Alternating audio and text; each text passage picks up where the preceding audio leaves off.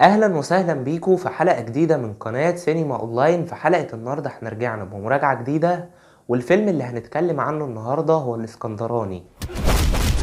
لا احنا بتوع كل ولا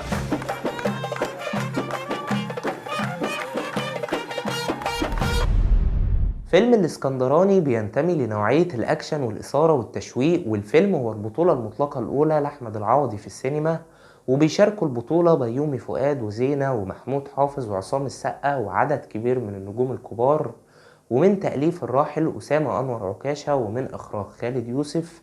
قصة الفيلم من غير حرق بتدور عن بكر الاسكندراني، واللي لسبب معين بيقرر إن هو يسيب اسكندرية وما يرجعهاش غير وهو غني ومعاه فلوس. وبالفعل بعد مرور 10 سنين بيرجع بكر مرة تانية، وبنشوف إن حياته بتكون اختلفت 180 درجة، وبتتوالى الأحداث عشان نعرف إيه اللي هيحصل بعد كده. طيب تمام، نخش في المميزات. أول ميزة النص الأول. الفيلم في نصه الأولاني كان حلو جدا على جميع المستويات. أولا الإيقاع كان سريع وما كانش فيه أي ملل نهائيا. ثانيا الفيلم من بداية أحداثه هتلاقي نفسك دماغك بتدور فيها أكتر من سؤال، وعلى طول الفيلم بيجاوبك على الأسئلة دي. من المشهد الافتتاحي لما تشوف بكر الاسكندراني هتبقى عايز تعرف ايه هي قصته، ليه ساب اسكندرية من 10 سنين وازاي رجع دلوقتي بقى غني ومعاه كل الفلوس دي. والفيلم بيرجعنا لفلاش باك وبيبدأ يحكي لنا ايه هي القصة، واسلوب الحكي كان ممتع جدا، تسلسل الاحداث كان حلو، كان فيه اثارة وتشويق بدرجة عالية. فالنص الاول بصراحة انا استمتعت بيه. تاني ميزة الاداء التمثيلي.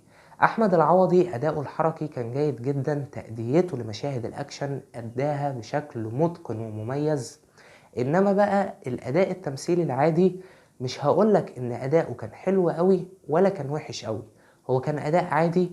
وليه مشاهد في الفيلم للاسف كان بيأفور في اداؤه، ولكن مشكلة العوضي الكبيرة ان هو ولا متنوع في ردود افعاله ولا رياكشناته. العوضي طول الفيلم ما كانش بيعمل غير حاجة واحدة، يكشر وشه ويروح مبرق عينه ويزعق في شوية مشاهد. بس مفيش تنوع في الرياكشنات، مفيش ردود افعال جديدة. فدي نقطة لازم العوضي يشتغل عليها في الاعمال اللي جاية. بيومي فؤاد سيبك بقى من كل حاجة، وسيبك ان احنا زعلانين منه من ساعة الموقف الاخير، واساسا الموقف ده خلى فئة كبيرة جدا من جمهور بيومي فؤاد ما تبقاش تحبه. وانا واحد من الناس ما عجبنيش الموقف وشايف ان هو ملوش اي لازمة ولا ليه اي داعي الكلام اللي هو قاله. لكن اركن كل ده على جنب، احنا بنقيم الفيلم ككل وبنتكلم عن دوره.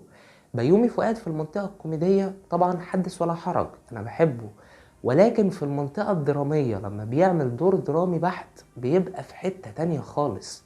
بيومي فؤاد ليه أكتر من مشهد درامي في الفيلم لعبهم بشكل حلو جدا، وكمان دوره في بعض اللحظات هتلاقيه كده بيديك كوميديا وبتبقى كوميديا موفقة.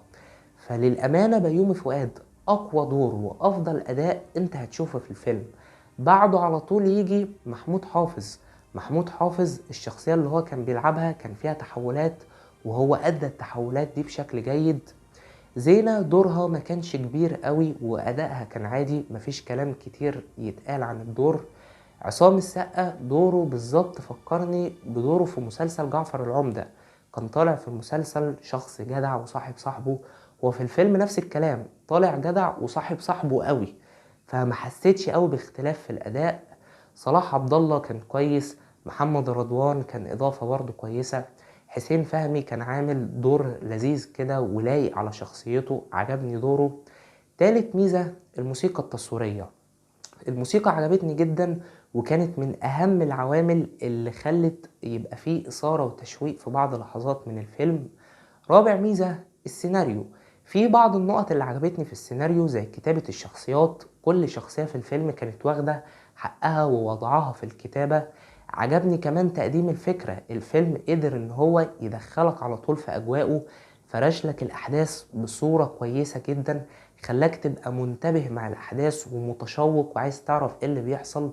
فكل الكلام ده كان عاجبني. الايقاع كان سريع، الاحداث تسلسلها كان حلو، واسلوب الطرح كان مميز. خامس ميزة الاخراج.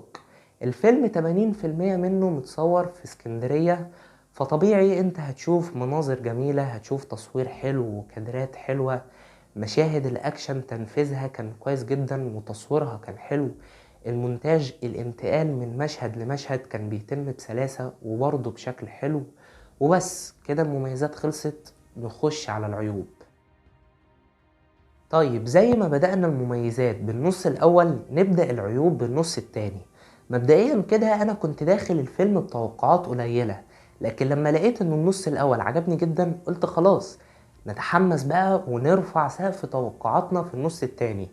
الاستراحة خلصت ودخلنا في النص التاني، وعينك ما تشوف إلا النور، حاجة تانية خالص.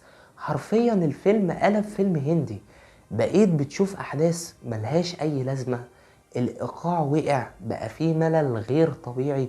الفيلم تقريبا مدته داخل على 2.5 ساعة. أنا شايف إن إحنا كنا ممكن نشيل نص ساعة والأحداث كانت تكمل عادي بدون أي مشاكل. أنا مش فاهم إيه اللي حصل. هل مثلا في النص التاني خالد يوسف حط التاتش بتاعه في القصة؟ لأن الفيلم كان مكتوب في التتر معالجة وإخراج خالد يوسف، بس دي مش معالجة. يعني ممكن النص الأول اللي احنا شفناه ده النص اللي هو كاتبه الراحل أسامة أنور عكاشة من غير أي تعديلات. دخلنا في النص التاني، خالد يوسف بقى حط التاتش بتاعه وحط المعالجة بتاعته. بس أحب أقولك يعني إن المعالجة بوظت الفيلم لو أنت عملت كده. احنا دخلنا في حاجات ملهاش اي لازمة، السيناريو وقع، القصة وقعت، الايقاع وقع، كل حاجة وقعت بعد ما كل حاجة كانت مظبوطة في النص الاول. وانا شايف ان الفيلم كان عنده فرصة عظيمة ان هو يدخل الاحداث ويركز اكتر على نقطة البوكس، لان احنا بنشوف ان احمد العوضي بيلعب بوكس في الفيلم، فكنا ممكن نستغل النقطة دي وندخله بقى ببطولات ونشوف هيعمل ايه وفترة تدريب وبتاع، بدل ما احنا دخلنا في حوارات ملهاش اي لازمة ووقعت الفيلم. خلي بالكو انا نادرا لما بدخل فيلم وبمسك التليفون وانا بتفرج، انا بحب اركز مع الفيلم من اول دقيقة لاخر دقيقة. لكن لما تلاقيني مسكت التليفون في اي وقت من اوقات الفيلم او بدأت ابص في الساعة، اعرف ان انا زهقت. وطول النص التاني من الفيلم والله انا ماسك التليفون، عارف ان مفيش حاجة هتفوتني، او عارف ان المشهد اللي قدامي ملوش لازمة، مش هيأثر على الاحداث بحاجة.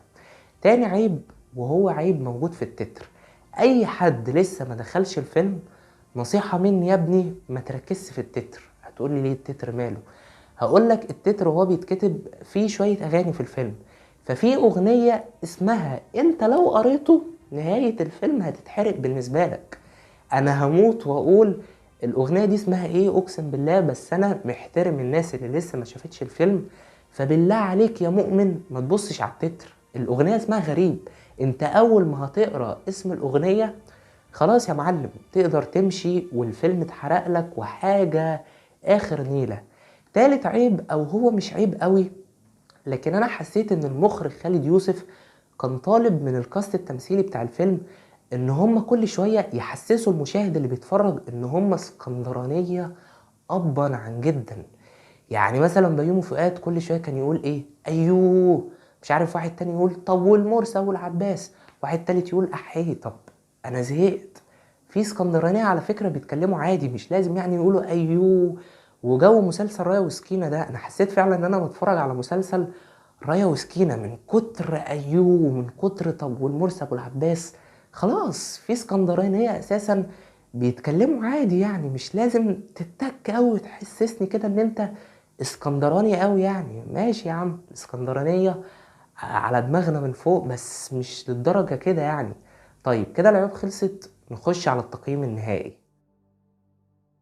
تقييمي لفيلم الاسكندراني هو 6.5 من 10. ولو النص التاني كان زي النص الأول كان زماني دلوقتي مدي الفيلم ده تقييم عالي جدا. لكن في الأول وفي الآخر هو فيلم جيد في نصه الأولاني يستحق المشاهدة.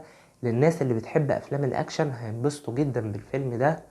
وكبطولة مطلقة أولى لأحمد العوضي في السينما فأنا شايف إنها خطوة لقدام، وأتمنى إن الأفلام اللي جاية ليه تبقى أحسن وأفضل. وبس اللي شاف الفيلم ياريت يكتب لي رأيه وتقييمه تحت في التعليقات. ويا رب الحلقة تكون عجبتكم، ولو عجبتكم اعملوا لايك وشاركوا الحلقة في كل مكان واشتركوا في القناة لو أول مرة، وما تنسوش تتابعوا صفحة سينما أونلاين على الفيسبوك.